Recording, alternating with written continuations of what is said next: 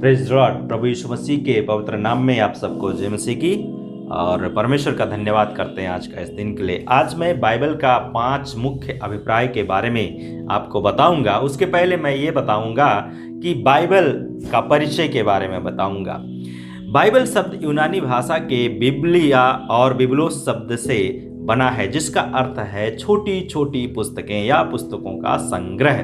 Bible में 66 पुस्तकें हैं। इसके 2 प्रमुख भाग हैं। पहला पुराना नियम, जिसमें 39 किताबें हैं, और दूसरा है नया नियम, जिसमें 27 किताबें पाई जाती हैं। पुराने नियम को 5 भागों में बांटा गया है। पहला है व्यवस्था, जो उत्पत्ति से लेकर के व्यवस्था विवरण तक है। दूसरा है इतिहास, जो यहोशू से एस्तेर की किताब तक है। तीसरा है कविता, जो अय्यूब से लेकर के श्रेष्ठ गीत की किताब तक है। और चौथा है बड़े भविष्यवक्ता, जो यशायाह से लेकर के दानियल तक पाए जाते हैं।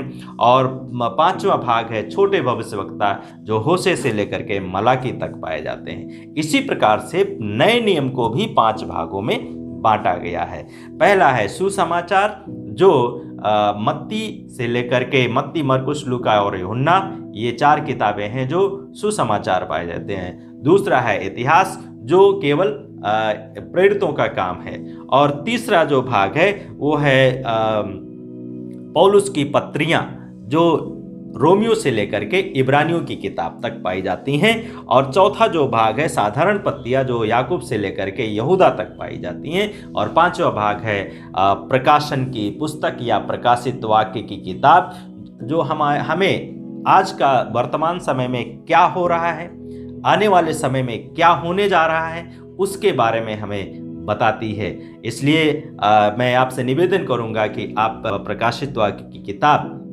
जो बाइबल की है उसको जरूर आप पढ़ें। बाइबल के 5 मुख्य अभिप्राय में से पहला है वो ये है कि बाइबल मानव जाति की खोई हुई पापमय दशा को प्रकट करती है। परमेश्वर का वचन जो हमें मनुष्य की खोई हुई दशा को दर्शाती है या हमें दिखाती है कि हम क्यों इस प्रकार का जीवन है हमारा। तो पाप को प्रकट करती है, साथ ही उसका कारण भी बताती है कि क्यों है। तो रोमियो की किताब में उसका 5 अध्याय और उसका 12 पद में लिखा है, जिस प्रकार एक मनुष्य के द्वारा पाप ने जगत में प्रवेश किया तथा पाप के द्वारा मृत्यु आई। पाप ने एक मनुष्य के द्वारा इस संसार में प्रवेश किया, और दूसरा पाप का जो प्रतिफल हुआ, जो परिणाम हुआ, मृत्यु हुआ। और उसके बाद में ये पाप जो है किया तो एक मनुष्य ने, अर्थात हमारे पूर्वज आदम और हवा ने, लेकिन वो पाप जो है डीएनए के माध्यम से हमारा और आपका जीन में पाया जाता है और वो निरंतर बना रहता है। तो बाइबल कहती है उसके आगे, उसी प्रकार मृत्यु सब मनुष्यों में फैल गई। क्यों फैल गई? क्योंकि सबने पाप किया। बाइबल कहती है सबने पाप किया है और इसलिए जो मृत्यु है ये सब में फैल गई। और पाप का जो परिणाम है वो रोमियो की किताब उसका 6 अध्याय उसका 23 पद में लिखा है, क्योंकि पाप की मजदूरी तो मृत्यु है, लेकिन याद रखिए परंतु परमेश्वर का वरदान हमारे प्रभु यीशु मसीह में अनंत जीवन है। हालेलुया। तो पाप का जो परिणाम है वो तो मृत्यु है, लेकिन प्रभु यीशु मसीह का जो वरदान है वो अनंत जीवन है। क्या आप अपने जीवन में पाप से परेशान हैं? बाइबल कहती है वरदान, जो हमारा प्रभु यीशु मसीह का वरदान है वो क्या है? अनंत जीवन है। तो परमेश्वर हमें पाप से छुटकारा दे करके अनंत जीवन में हमें प्रवेश कराता है। इसलिए हमें अपने जीवन में पाप को छोड़कर परमेश्वर के साथ में संगति करनी चाहिए। दूसरी बात है, बाइबल मानव जाति को परमेश्वर के द्वारा उद्धार की योजना को समझाई गई है। हमारा उद्धार किस प्रकार से होगा, इस बात को बाइबल हमें बताती है कि प्रभु यीशु मसीह के मृत्यु के द्वारा उस कार्य को पूरा किया ताकि प्रत्येक मनुष्य का उद्धार हो। अर्थात परमेश्वर हमें उद्धार देने के लिए, मोक्ष देने के लिए, मुक्ति दिलाने के लिए, पाप से मुक्ति दिला करके हमें अपने पास में लेकर जाने के लिए परमेश्वर का पुत्र प्रभु यीशु मसीह ने हमारे लिए और आपके लिए प्रबंध किया। आइए मैं आपको रोम बाइबल में ले चलता हूं और रोमियो की किताब उसका 5वां अध्याय और उसका 15 पद में लिखा है इस प्रकार से, परंतु वरदान अपराध के समान नहीं, क्योंकि जब एक मनुष्य के अपराध के कारण अनेक मर गए, तब उससे कहीं अधिक परमेश्वर का अनुग्रह तथा एक मनुष्य के अर्थात यीशु मसीह के अनुग्रह का दान बहुतों को प्रचुरता से मिला। और तब इसके बाद में 17 पद में लिखा है, यहाँ पे कहता है, जब एक ही मनुष्य के अपराध के कारण मृत्यु ने उस एक ही के द्वारा शासन किया, इससे बढ़कर वे जो अनुग्रह और धार्मिकता के दान को प्रचुरता से पाते हैं, उस एक ही यीशु मसीह के द्वारा जीवन में राज्य करेंगे। उस एक ही मनुष्य के द्वारा अर्थात यीशु मसीह के द्वारा हम जीवन में राज्य करेंगे और जीवन में प्रवेश करते हैं।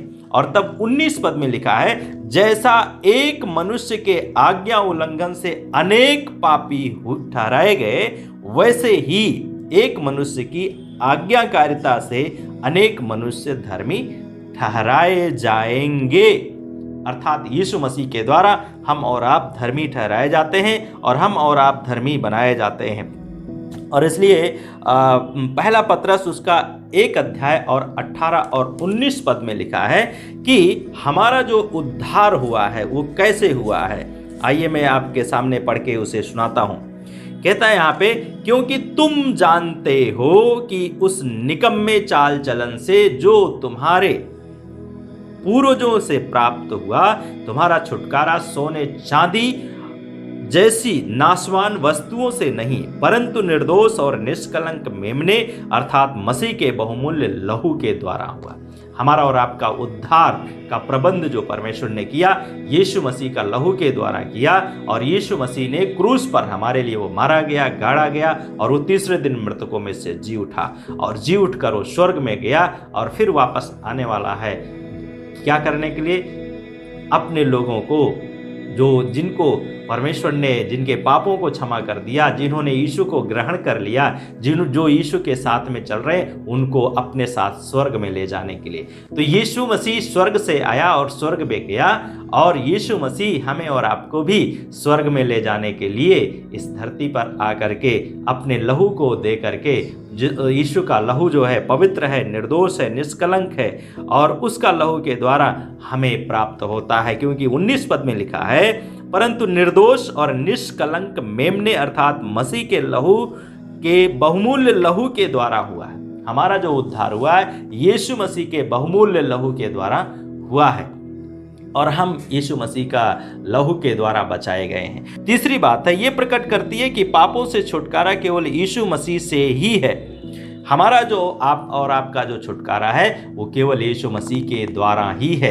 क्योंकि बाइबल का परमेश्वर कहता है और बाइबल कहती है यूहन्ना 3:16 में, क्योंकि परमेश्वर ने जगत से ऐसा प्रेम किया कि उसने अपना इकलौता पुत्र दे दिया, ताकि जो कोई उस पर विश्वास करे वो नाश ना हो परंतु अनंत जीवन पाए। और अनंत जीवन ये है कि वो अर्थात हम और आप उसके पुत्र अर्थात यीशु मसीह के ऊपर विश्वास करें। जब हम विश्वास करते हैं तो परमेश्वर हमें और आपको अनंत जीवन देता है। प्रेरितों का काम 4:12 में लिखा है, क्योंकि आकाश के नीचे और इस पृथ्वी के ऊपर कोई दूसरा नाम नहीं दिया गया जिसके द्वारा हम उद्धार को प्राप्त कर सकें। कोई दूसरा नाम नहीं दिया गया जिसके द्वारा हम उद्धार को प्राप्त करेंगे। इसलिए सब नामों में ऊंचा है केवल एक यीशु का नाम, और यीशु का नाम के आगे हर एक घुटना झुकेगा और हर एक जीभ अंगीकार करेगी कि यीशु ही प्रभु है। और इसलिए हमें और आपको अपने जीवन में प्रभु को स्वीकार करके और उसमें चलते हुए परमेश्वर की महिमा करनी चाहिए। रोमियो की किताब उसका 8 अध्याय और उसका 1 पद से लेकर के मैं आपके सामने आगे पढ़ता हूँ। बहुत अच्छी चीज स्पष्टता के साथ में यहाँ पे हमें बाइबल बताती है। कहती है, अतः अब उन पर जो मसीह यीशु में है दंड की आज्ञा नहीं है। हमारे जीवन में दंड की आज्ञा नहीं है। क्यों? क्योंकि हम यीशु मसीह के साथ हैं। फिर कहता है क्योंकि जीवन आत्मा की व्यवस्था ने मसीह यीशु में तुम्हें पाप और मृत्यु की व्यवस्था से स्वतंत्र कर दिया है। तो परमेश्वर ने हमें क्या कर दिया है? पाप और मृत्यु की दशा से स्वतंत्र कर दिया है, और हम और आप परमेश्वर के साथ में होकर के परमेश्वर की महिमा का कारण बनते हैं। और इसलिए परमेश्वर ने हमें और आपको मृत्यु की दशा से स्वतंत्र कर दिया है। और चौथी बात है, बाइबल ये प्रकट करती है कि हम किस प्रकार प्रभु के लोगों को अपना जीवन परमेश्वर को ग्रहण योग्य करके व्यतीत करना चाहिए। जब परमेश्वर ने हमें और आपको बचाने के लिए इस धरती पर आया तो उसने हमसे ये भी चाहता है कि हमारा जीवन किस प्रकार का हो। रोमियो की किताब और उसका 12 अध्याय और उसका 1 और 2 पद में लिखा है, अतः हे भाइयों, मैं परमेश्वर की दया का स्मरण दिलाकर तुमसे आग्रह करता हूं कि तुम अपने शरीरों को जीवित और पवित्र और ग्रहण योग्य बलिदान करके परमेश्वर को समर्पित कर दो, यही तुम्हारी आत्मिक आराधना है। तब 2 पद में लिखा है, संसार के अनुरूप ना बनो या संसार के सदृश ना बनो, परंतु अपने मन के नए हो जाने से तुम परिवर्तित हो जाओ कि परमेश्वर की भली और ग्रहण योग्य और सिद्ध इच्छा को तुम अनुभव से मालूम करते जाओ। हमारा और आपका जीवन परमेश्वर की इच्छा को हमें मालूम करते जाना है। तब 5वीं बात लिखी है अंतिम, परमेश्वर का वचन हमें बताता है कि विश्वासियों और अविश्वासियों के भविष्य का क्या होगा। हमारा और आपका भविष्य क्या है? जो विश्वास करता है यीशु के ऊपर उसका भविष्य क्या है? जो यीशु के ऊपर विश्वास नहीं करता है उसका भविष्य क्या है? यूहन्ना की इंजील उसका 5वां अध्याय और उसका 28 और 29 पद में लिखा है, इस पर आश्चर्य ना करो क्योंकि समय आ रहा है। कैसा समय आ रहा है? कि जबकि वे सब जो कब्रों में हैं उसकी आवाज अर्थात यीशु की आवाज सुनकर निकल आएंगे। क्या करने के लिए? जिन्होंने सुकर्म किए हैं वे जीवन के पुनरुत्थान के लिए, और जिन्होंने कुकर्म किए हैं वे दंड के पुनरुत्थान के लिए। तो ये बाइबल का ये 5 अभिप्राय है। आप क्या आपका जीवन के पुनरुत्थान के लिए आपका पुनरुत्थान होगा या दंड के पुनरुत्थान के लिए आपका पुनरुत्थान होगा? ये निर्णय आपको करना है, ये आपको खोज करना है ताकि आप परमेश्वर के द्वारा बच जाए और परमेश्वर का अनुग्रह आपके ऊपर आए। हमें अपने जीवन में तैयारी के साथ में रहना चाहिए और तैयारी के साथ में चलना चाहिए। परमेश्वर इन वचनों से आप सबको आशीष दे। पुनरुत्थान होना है, सबका होना है।